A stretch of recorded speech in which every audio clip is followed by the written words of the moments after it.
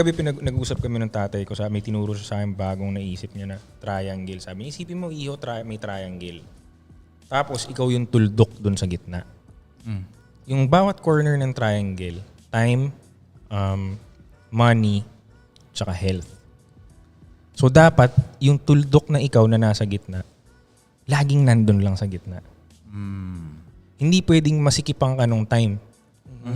Kasi mamumroblema yung health mo tsaka pera mo. Oo, totoo. Hindi pwedeng sumikip yung health lang.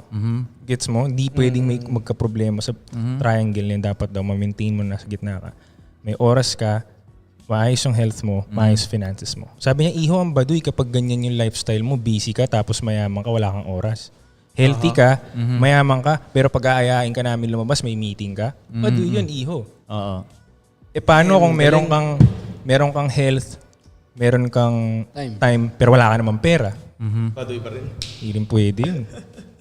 Sabi niya. Kaya nga, Balansin mo kailangan sa gitna. complete package ka eh. O hindi daw pwedeng masyadong marami kang oras, hindi rin pwedeng masyadong maraming pera, hindi rin pwedeng sobrang macho ka.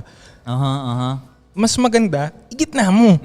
I-try mo. Pare-pareho lang tayong 24 hours eh. So try nating i-balance yun nga. It makes sense.